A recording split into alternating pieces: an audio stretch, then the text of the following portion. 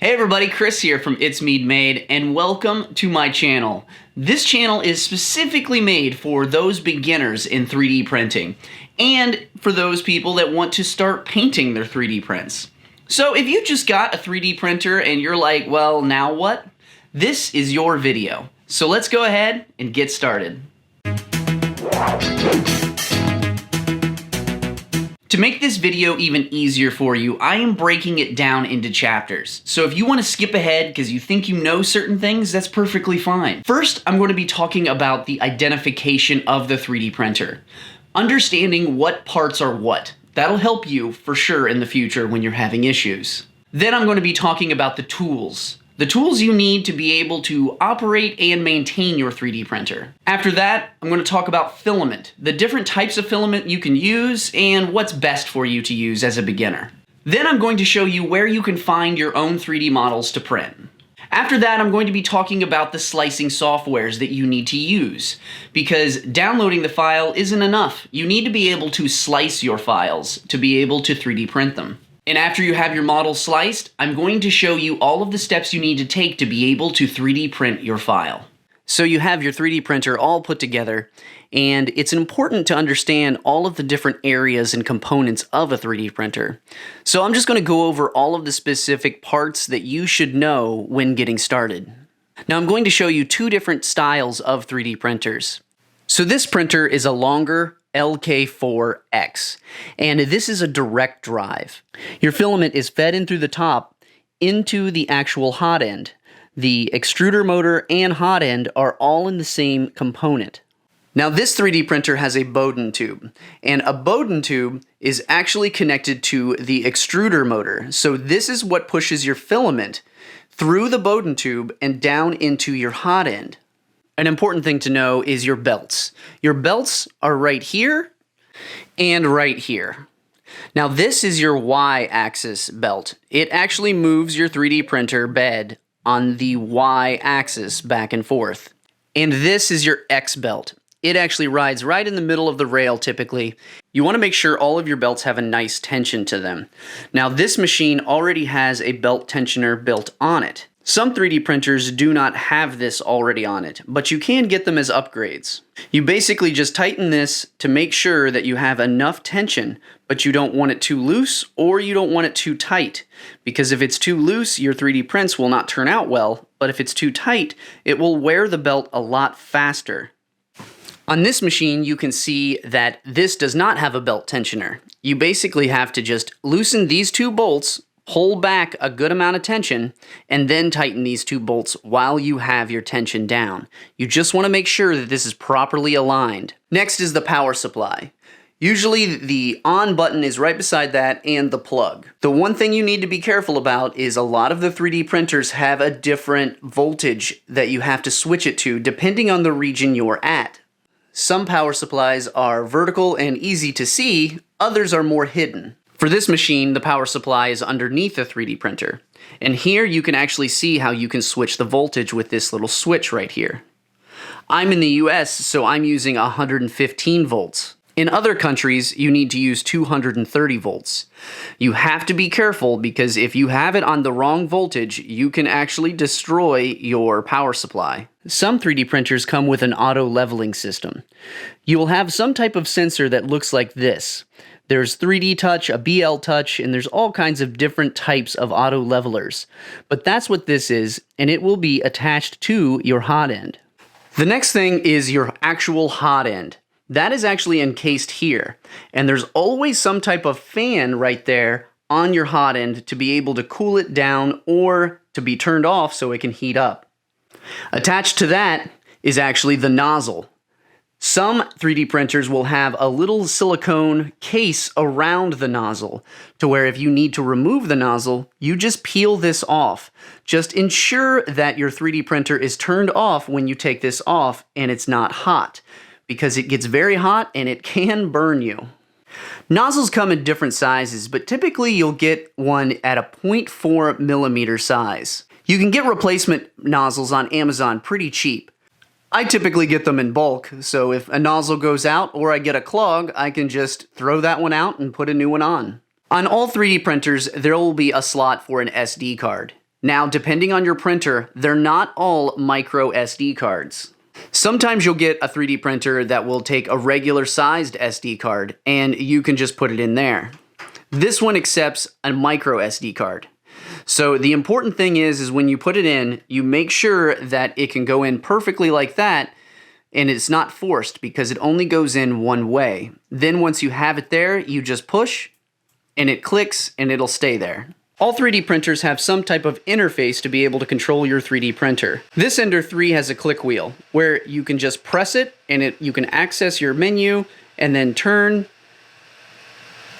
and then press to keep going through your menu options. This printer has a touchscreen interface to be able to easily access the different things I need for my 3D printer. From leveling my bed to adjusting the temperatures and selecting the files to be able to hit print. And the last thing is your actual print bed. This is actually what is being printed onto. There are a few different types of print beds that you can have with your 3D printer. This longer is a PEI mag plate that is flexible to where you can just pop off your prints, and it's got a textured side and a smooth side. And then this is a magnetic plate to where you can just snap it back on. Some can have just a flexible textured surface, so this can flex as well. But to take it on and off, you may have to use clips to keep it on the actual bed. Another type is a glass bed. This is just a sheet of glass that has a textured side, and on the other side is just smooth glass, so you can print to either side. Each type definitely has their pros and cons, but it's one of those things, just kind of get used to the bed that you got with your 3D printer, and you can always upgrade in the future. When it comes to 3D printing, there are a certain amount of tools that you're just always going to need. Luckily, a lot of 3D printers come with a good amount of these tools. Now, the first thing is probably one of the most important things, and that's all the Allen keys and wrenches. Typically, if you put together your 3D printer, it came with all of these. You want to keep them by your 3D printer. You don't want to get rid of these because you will be using them in the future when it comes to just tightening belts or having to replace something.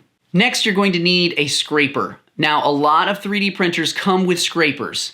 Not all of them, but most do. And this is one of those things that you can just go get a metal paint scraper or something like that at the hardware store as well. This is just to get the prints off of your bed. Sometimes they stick just a little too well. One of the most used things is snippers. Now, snippers are a must.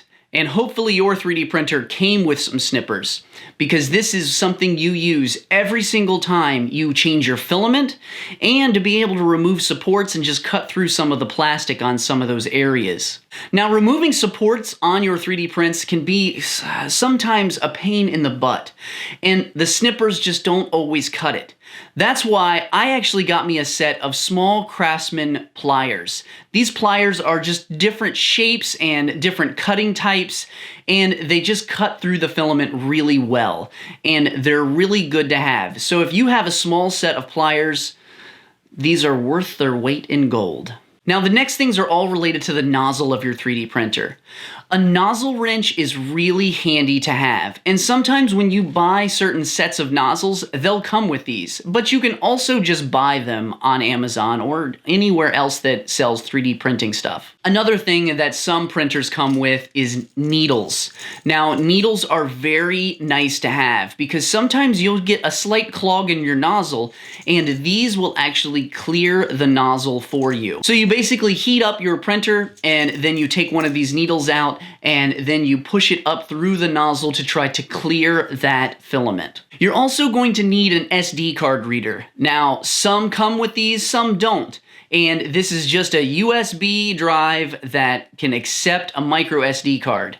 Now, you might need another kind if your printer accepts a regular SD card, because these are really handy to have to just plug into your computer and throw those files directly on that SD card. So when your first layer isn't sticking as good as you want it to, sometimes you got to give it something to just give it a little more grip.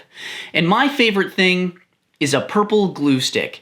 Now, the glue sticks are super cheap, and these are Amazon basics, and I think I bought a box of like 50 of them under 15 bucks. These are worth their weight in gold, and all you do is you just kind of smear it onto the plate wherever you're going to be printing it, and then just hit print. It helps a lot.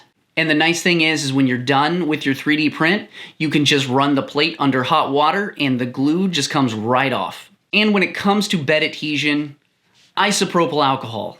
It doesn't really matter what kind it is, it's just isopropyl alcohol is something you're going to need because the oils in your fingers will actually affect the bed adhesion. So when you touch the bed, the oils in your fingers will stick to that and it will not allow the filament to stick to the bed. So you use just a little bit of isopropyl alcohol on a little pad, cotton pad or paper towel, and then wipe it down clean, and then you're ready to hit print.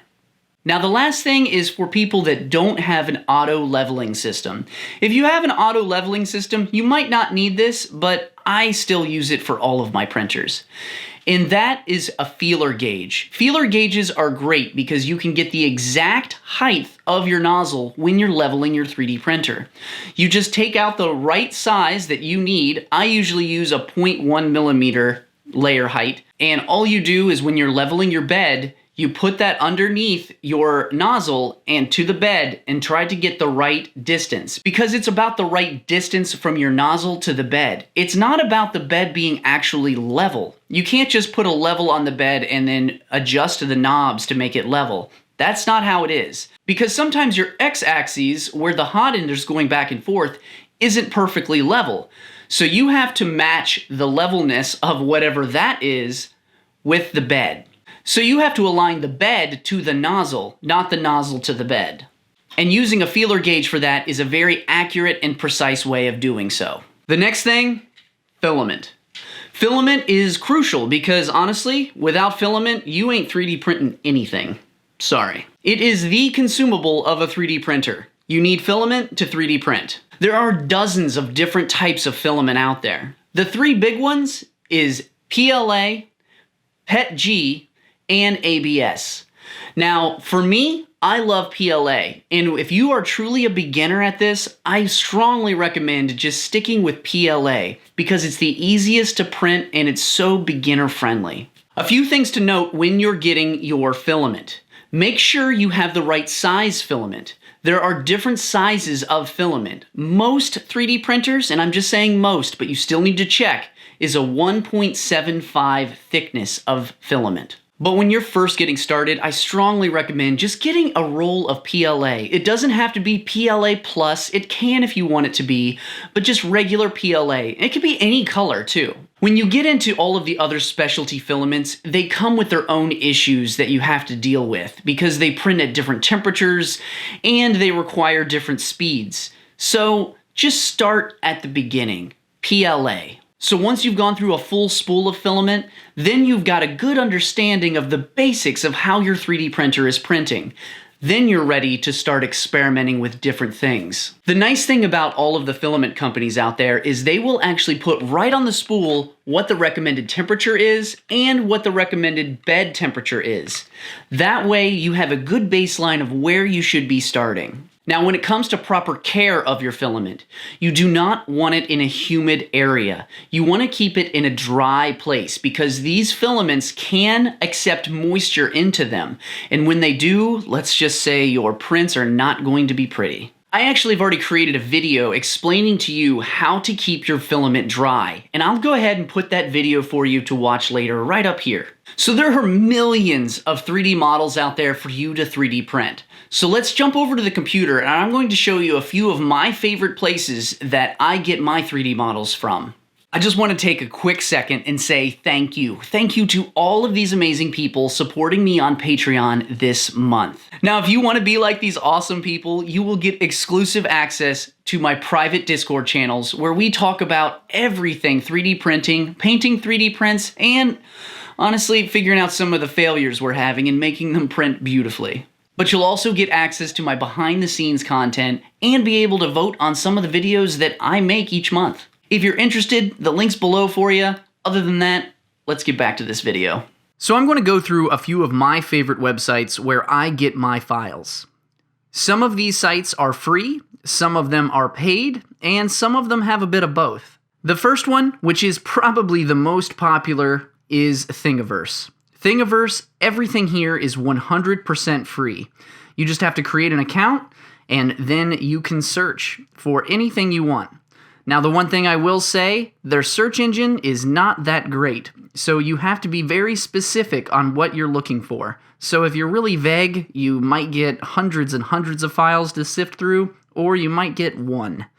So you want to make sure that you're very precise in the things you're searching for. That's about the only thing I don't like about Thingiverse.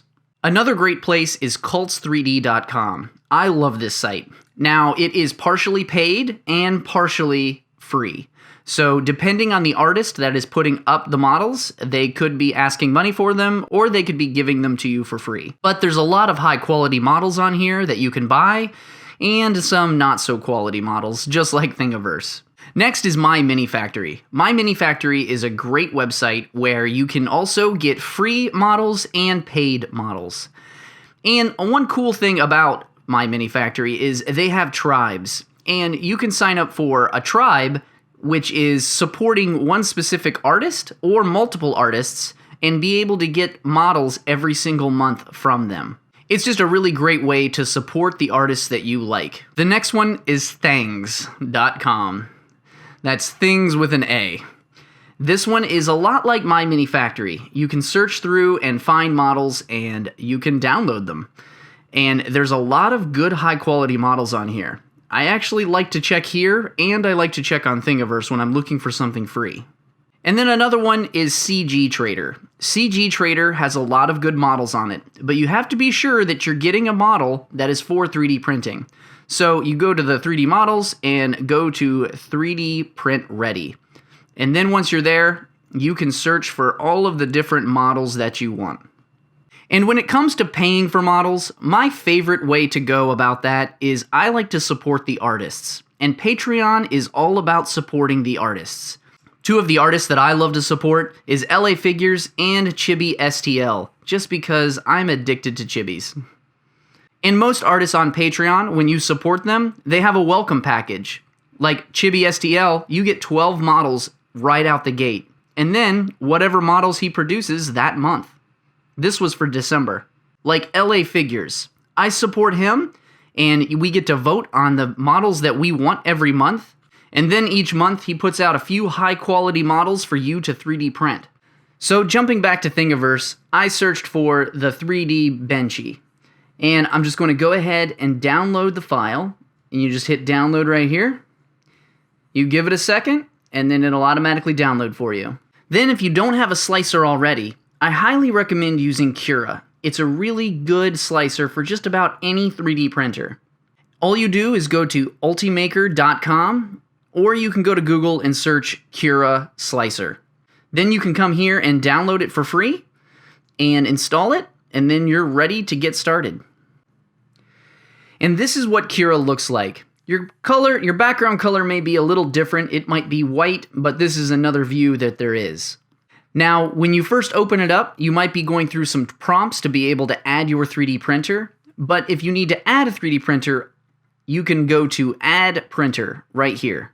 Typically, you go through a non-networked printer, and then you can search through all of these different brands of 3D printers and select your brand, and then you can label your printer and then hit Add. Then once you've downloaded your 3D file, you come up here to the folder in your top left-hand corner. It'll give you a prompt, you select your file, and hit Open. Then it'll go ahead and drop on your bed right here. You can use your wheel to zoom in and out, and then if you hard press on your wheel, you can move it around. Then before you even get into all of these settings, there are a lot of settings, and I highly recommend watching some of my tutorials on how to get the best results using Cura. And I'll go ahead and put a link to that right up here for you. But to get started and just hit print, all you have to do is you can go by the default settings.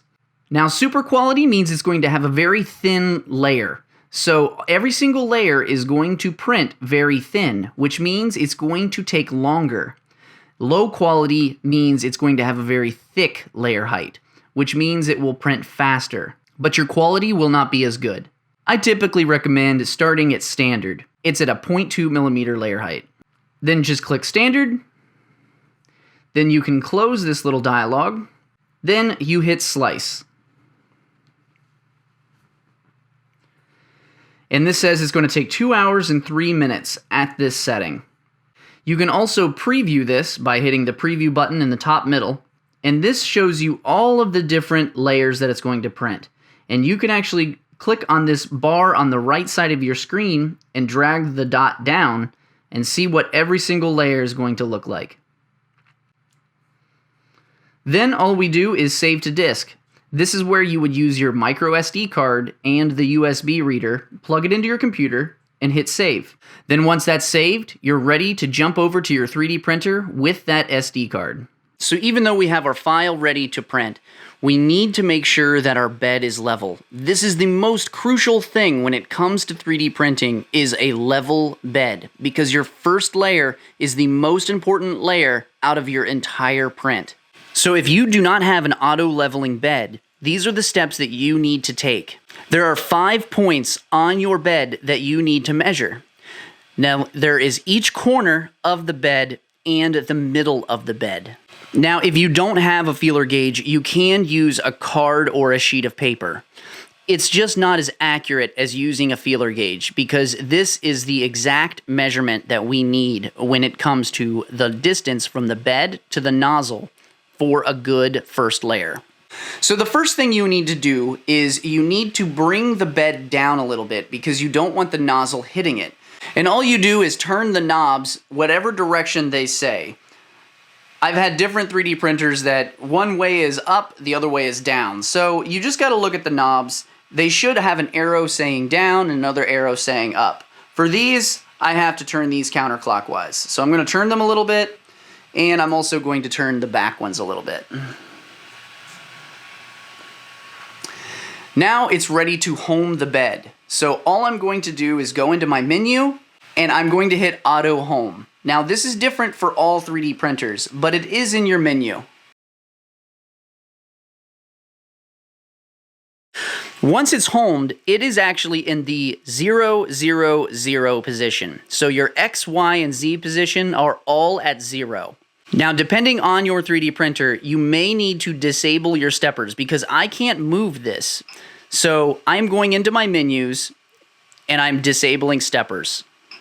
Disabling my stepper motors will now allow me to move my bed freely. So you don't want to push down on the bar, you just want to move the hot end. And we're going to get in that first position. So I'm going to get in that first position, and then I'm going to move this underneath here. And all I'm going to do is start bringing up the wheel of the bed. And all I'm going to do is start moving up the actual knob of the bed until it gets close to the printer. And then I want a little bit of friction between it, but still be able to move it back and forth. So this has got a little bit of friction, and that is my proper height. Now I continue this process on all 4 corners, and then I do it in the middle. And that is how you ensure you have a properly leveled bed. So when you're switching out filament, when you pull it out of your hot end, you're sometimes going to get a tip that isn't perfect because the end was melted. So an important thing to do after you pull it out or before you put it in, you always want to snip the end. So just cut it off like that, and then it's ready to put in your 3D printer. So if your 3D printer has a filament sensor like this, I'm actually going to feed it through there first. Then I'm going to bring it down. I'll push back on the gear, push it through the hole, and then feed it all the way through. And I'll just keep pushing it until I feel a little bit of tension. You know you have it when you're pushing and then you see a little bit of filament squeeze out the end. So I've inserted my SD card into the 3D printer. Now I'm going to go to my files, and then I'm going to click on my Benchy. So I have my Benchy that I've sliced, and for me, I'm just hitting open. And then it'll ask me if I'm wanting to print the G-code. Now realize that this may be different from what you're doing, but no matter what, you're going to go into your SD card, select your files, and then hit print. So for this, I just have to hit yes. Then it'll give me all of my settings of my printing going on. This will tell me my heat bed temperature, so it's heating up to 60 degrees right now. Then it's showing my nozzle temperature. It's going to be printing at 200 degrees. Then it'll show how much time it's been printing and what my percentage is on progress. Now, all 3D printers will show you a various configuration of these main things.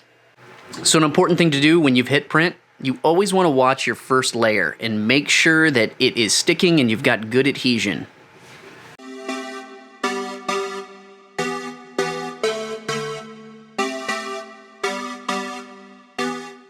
Then once you've seen everything is sticking well and your first layer's done, it's pretty safe to walk away from.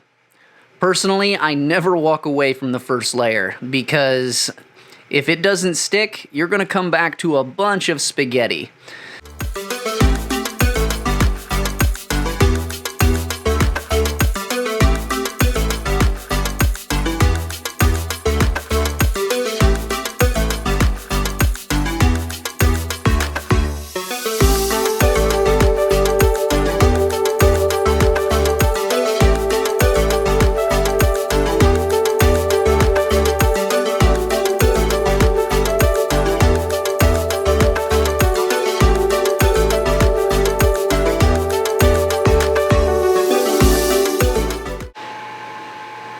So once your print is done, you can either just let it cool, and if you let the bed cool naturally to cool to the touch, it will always pop off pretty easily, like that. But if you pull it while it's still hot, the adhesion is still at work, and it sometimes is hard to take off. So that's a good little tip for you. So now you know the basics of 3D printing, and you can get started with your 3D printer. If you have any questions, leave them below for me.